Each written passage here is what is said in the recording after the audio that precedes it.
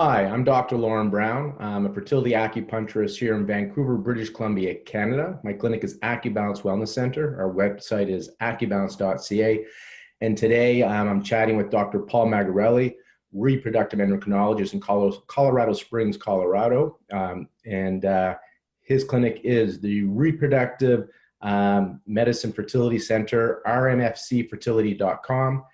And we've been doing a series of interviews and talks with Dr. Magarelli, so it's good to have you back. And, Thank you. and we wanted to kind of get back into this, how to optimize the egg health. And so some of the other discussions we've had, and we're leading into this, and we're going to bring in what women can do to help optimize their fertility. I'm curious to know what you're doing in your practice. I know you've been doing some research with growth hormone, antioxidant therapy, acupuncture therapy. And then you and I have been talking about the research that we're hoping to get off the ground on using low-level laser therapy for fertility as well. So that's kind of the discussion today. So if you're open to it, I kind of wanted to continue on with this concept that the egg health, there's this theory that the mitochondria is kind of getting older, wearing down, and therefore we're having some egg quality issues. And if there's a way to slow down this process or even reverse this process, there is potential to, as I call it, help women reach their peak fertility potential or optimize their egg quality. Can you come from the reproductive medicine perspective and what the data is saying and what you're seeing in your clinical practice?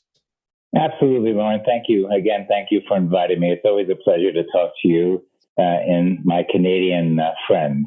Couple of things that it occurred to me when you were asking the question is I guess need to do a little bit of philosophical discussion of what mitochondria are, what ovarian aging is, and what do we mean by peak potential. The mitochondria are pretty straightforward. They're the ever-ready energy batteries of every cell. They represent a bacteria, we believe, that invaded the cells of multicellular animals and became commensal, lived within us. It has its own DNA. It replicates on its own, and it is sensitive to its environment. And I think we talked about epigenetics last time, but it too isn't sensitive to its environment, and essentially responds to low levels of energy depletion, as well as responds to damage and other things, so that the cell is capable of repair, replacement, and providing its full potential. Now let's talk about an egg.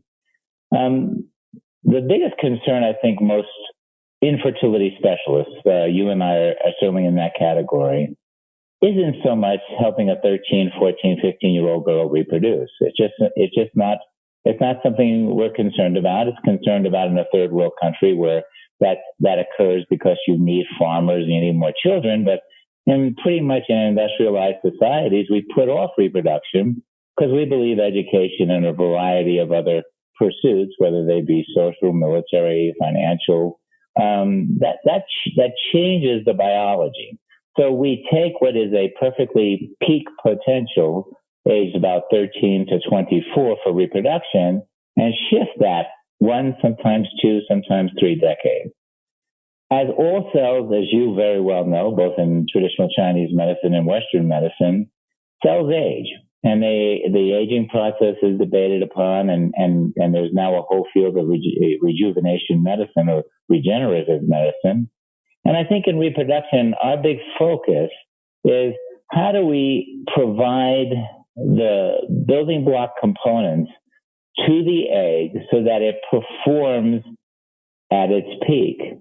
And what is that? Very simply, it divides the chromosomes, those cells divide, it divides the chromosomes, those cells divide, and it does it equally and in balance. So we don't end up with trisomy 21s or monosomy Turners. So that's the discussion I think we should have, is what do we mean by peak relative to a certain age? Okay, so let's go down that road then. And in your lecture in 2018 at the Integrative Fertility Symposium, you had discussed that a lot of the issue around the egg is the follicles kind of chart. This is my way of internalizing Mm-hmm. and repeating what you said, but it was the follicle is charging the egg, and so it's the follicle mitochondria in that environment that's going to impact the egg. That mitochondria, as you call it, foreign DNA, is going to go to the offspring. But what's happening with the follicle? And in that discussion, I think I shared with you, and this is why in our practice, when we see, for example, spotting in the luteal phase, a lot of clinics dismiss and say we're not so concerned with that. But Right. I'm concerned because to me, you have the follicle, which contains the egg. They were one. And then at ovulation, the follicle stays behind and collapses onto the ovary and produces progesterone, the corpus luteum. And this egg goes out into the tube, hopefully to be fertilized. And so in Chinese medicine, we always sometimes look at the branches to understand the roots of something. And so if this corpus luteum is running out of energy, as in to produce progesterone, and they were once one, then maybe there's something not great with the egg, because when they were together, they were one. Then yin yang, they separate, but they were still come from one source. And now you have an issue with the corpus luteum. And so when you gave your talk about the importance of the follicle in general that surrounds the egg, I found that quite refreshing, because it's kind of what I've been thinking about on how we're helping our women. How do we improve that environment that the follicle's in that is nourishing these oocytes? Great. I think that captures a big part of that integration that you and I so enjoy discussing. A short synopsis of what I was saying last year. The egg itself, for the first 8 to 10 days of its embryogenesis, gets all of its energy from the follicle. Those mitochondria that are in that developing embryo really are a function of what has been provided by the follicle itself. If you think about human reproduction, women have approximately 7 million eggs at about 20 weeks gestation. They're down to about 2 million eggs at birth, so they've lost 5 million. And they're about down to 400,000 eggs when they reach 13, so they lose about 10,000 eggs every month. And then from that age 13 to 50, they lose approximately 1,000 eggs a month. But here's the thing. You can make a healthy baby at age 9, and you can make a healthy baby at age 54, which is the oldest woman we know to do it naturally. So the egg itself is somewhat inert. It's hanging out, ready to be called. Historically, we would say words like ovarian aging of the oocyte. But now I think there's a move towards a better understanding that it's the follicle, the egg house, which is providing the batteries, which is used by the egg and embryo to develop into a normal euploid, which is normal chromosomal containing embryo, less fragmented, has the potential for a more stable fetal development. If you can, in a way, recharge that follicle, the egg house, and that's why I discussed using growth factors like growth hormone, using antioxidants to reduce oxidation, using acupuncture to improve blood flow, the access of nutrients to that follicle, to give higher doses of estrogen prior to retrieval. So again, neovascularization, to get that follicle to provide the best potential house to keep that very precious egg.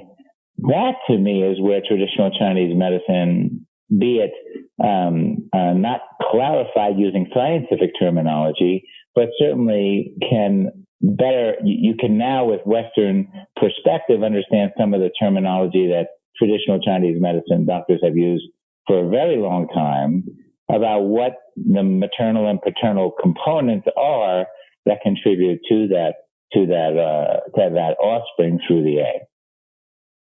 Thank you. And again, there is no magic solution yet. There is a biological clock, and what we're talking about is what can we do to slow down or even potentially reverse it a little bit. I share with my patients, we always say you have a chronological age and a biological age, and you can come to our clinic chronologically 40, but your body may be behaving biologically 50. And maybe we can help you become biologically 40, which is your chronological age. We are not suggesting I'm not at least suggesting that we could take a chronological 40 woman and have her behave biologically 20 again. But 40-year young, healthy women can conceive. And so that's our goal, is to get them to that peak fertility potential. And in our last interview, you shared some of the things that aren't great for the egg health, the mitochondria. You know, you want, alcohol, drugs, chemical, tobacco, and disruptors. So, avoiding things that can affect that, and just common sense, regular exercise, good breathing, getting out in nature, good sleep, stress reduction. And then you add on growth hormone, antioxidant therapy, acupuncture for blood flow. And I kind of wanted to introduce now the low-level laser therapy, now known in the scientific community as photobiomodulation. And I'd like to just read, it'll take about a few seconds, but just from that abstract that we've been discussing. Sure. And then kind of get from the reproductive endocrinologist perspective, being you, just what's happening here and what's the potential, because the data is not there yet. Sure. Mechanisms there, but we don't have the data, and that's what we're hoping to do. And that's what you love to do, is you hear something and then you try to prove it wrong and see if you can collect data. And if you're convinced, you bring it into your practice. Until then. Exactly. So I'm just going to read this to the group here. So here's an abstract. The title is Low-Level Laser Therapy Modulates Ovarian Function in Mature Female Mice. And I always said, I wish my patients were mice because there's so many. Easy to study. Very easy to study. It is known that low-level laser therapy has beneficial effects on several pathological conditions, including wound healing, pain, and inflammation. Low-level laser therapy, photobiomodulation, modulates biological processes, including cell proliferation, apoptosis, so cell death, and angiogenesis. So that's that vascularization you mentioned. In this present study, we examine the effect of local application of low-level laser therapy on follicular dynamics, ovarian reserve, AMH expression, progesterone levels, apoptosis, angiogenesis, and reproductive outcome in adult mice. The low-level laser therapy increased the percentage of primary and preantral follicles while decreasing the percentage of corporal lutea compared to control ovaries. Laser-treated ovaries did not exhibit any changes regarding the number of primordial follicles. We observed a higher percentage of AMH-positive follicles in early stage of development in the low-level laser-treated ovaries compared to the control ovaries. Also, the low-level laser therapy reduced the progesterone concentration and the apoptosis in early antral follicles compared to the control ones.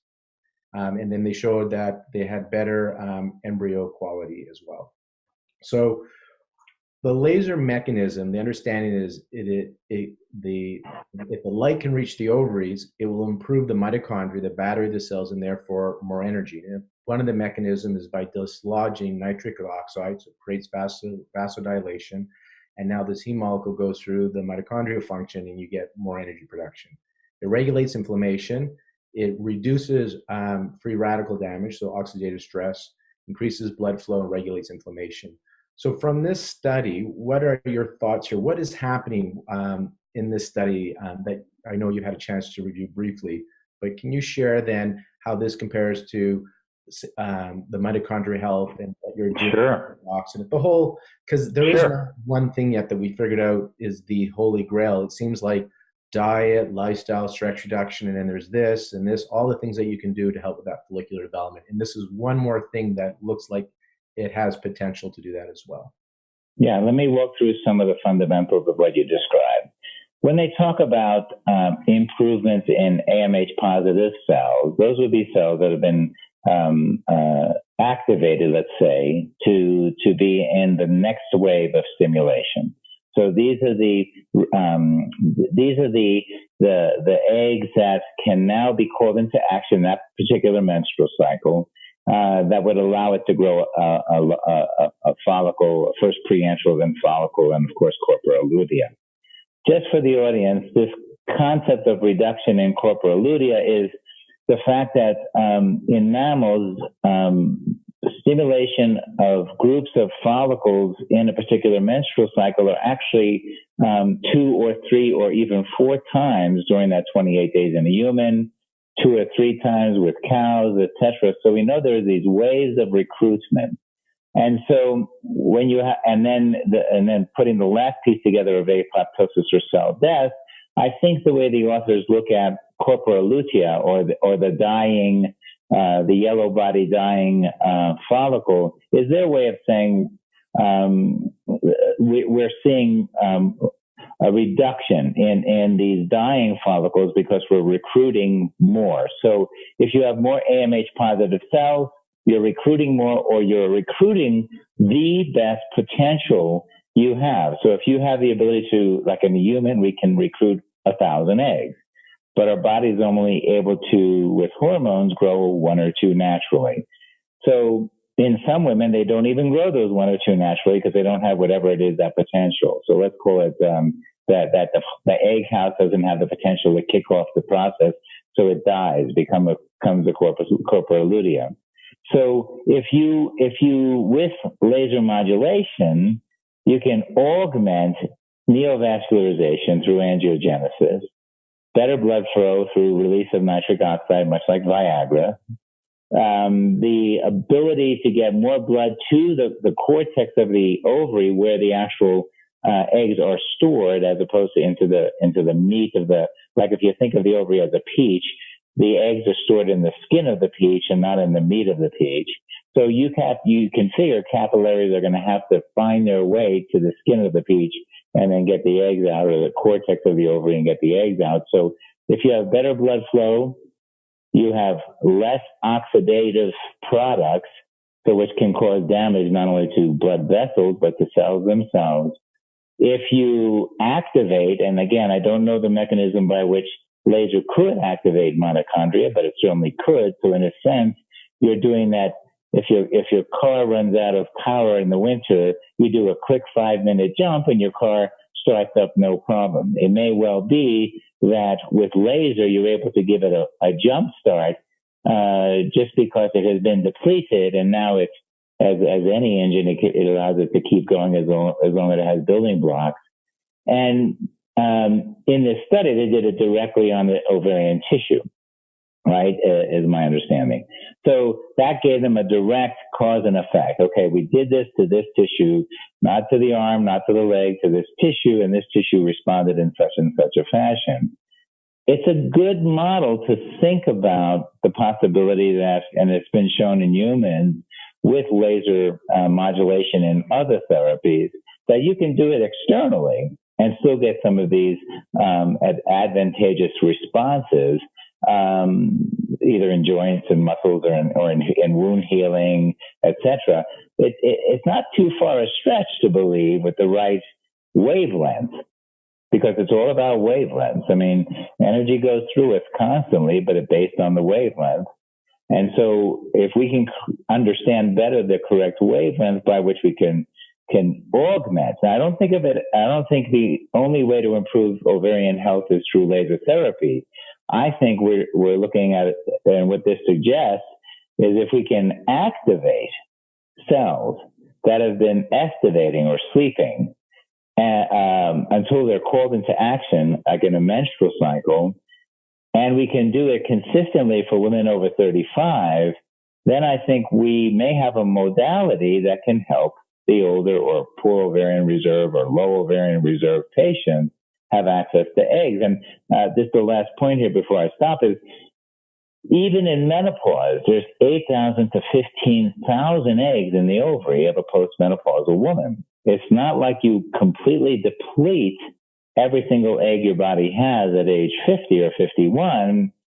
You just don't have access to them. And if there's a way for us to augment access to eggs that may lie dormant simply because of health, nutrition, or a variety of other factors by using the laser, growth hormone, and other treatment modalities, that's how we're going to maximize the potential.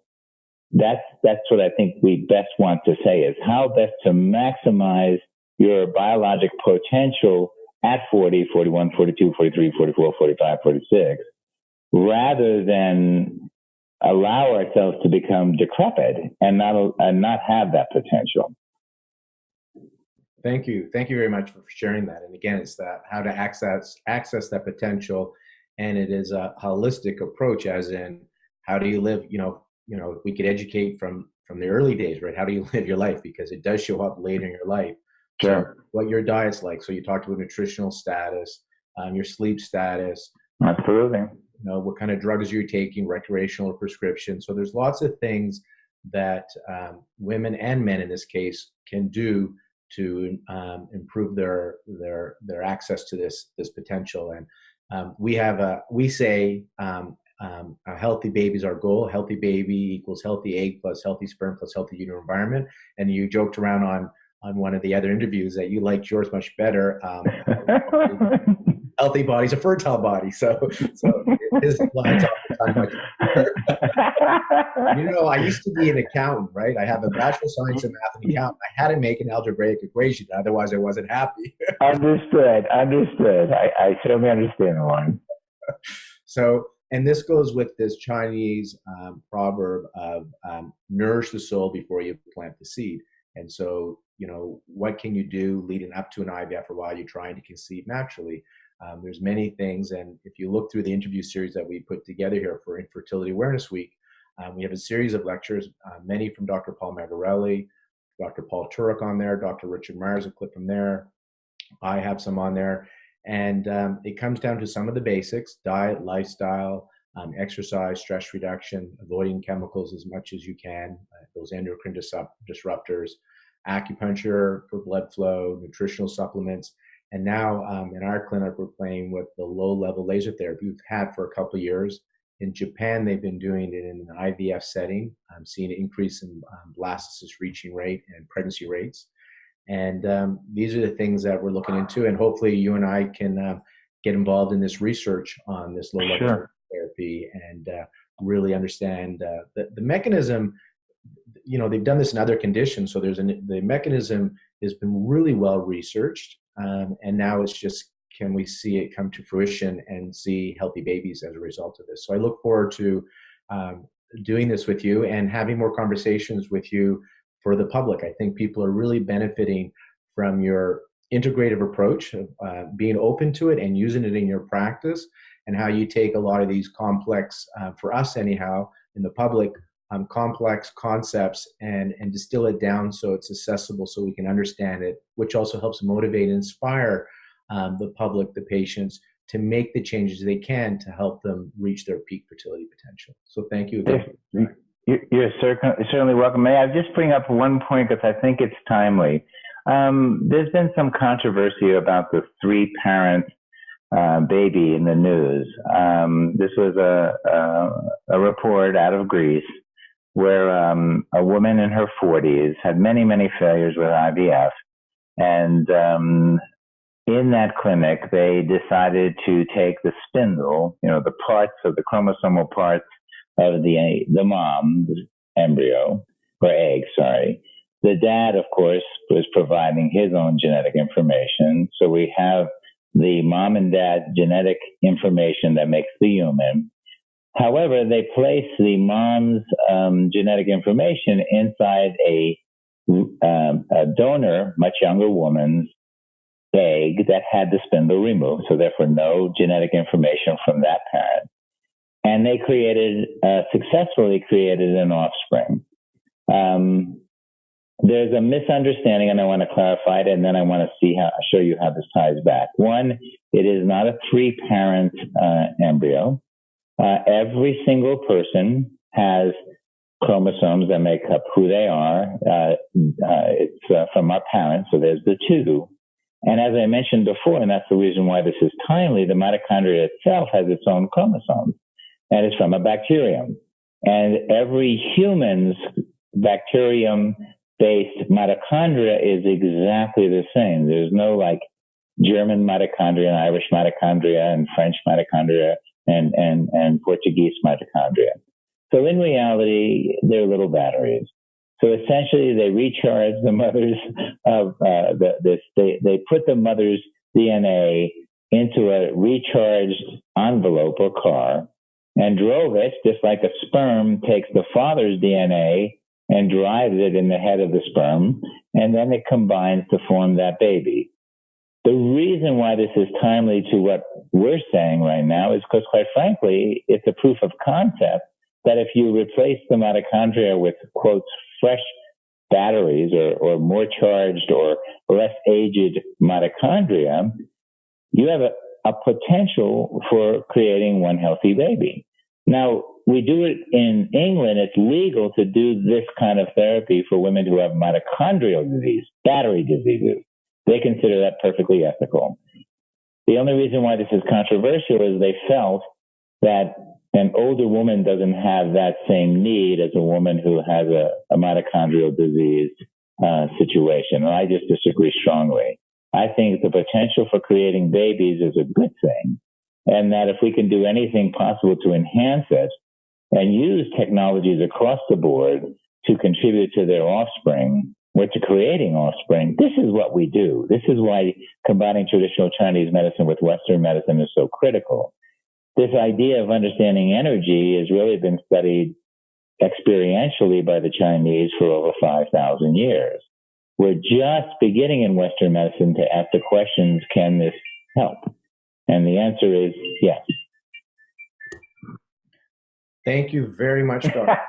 for also bringing the media into it, because I know in our on the American Board of Oriental Reproductive Medicine, which I'm a fellow of, and you're an advisor to, I know that was up in the discussion board. So I'm sure we're discussing it. A lot of people in the public may be confused and discussing that. So again, thank you for bringing your point of view and the reproductive medicine behind that of what's happening. We're much appreciated. So thank you. Thank you. So I'm going to put up just up here on the side here, on one side of me, just kind of the mechanisms of low-level laser therapy for fertility, what we're doing in Vancouver at Acubalance. And again, check out Dr. Magarelli's website in Colorado Springs, Colorado. It's the Reproductive Medicine Fertility Center, rmfcfertility.com. Thank you.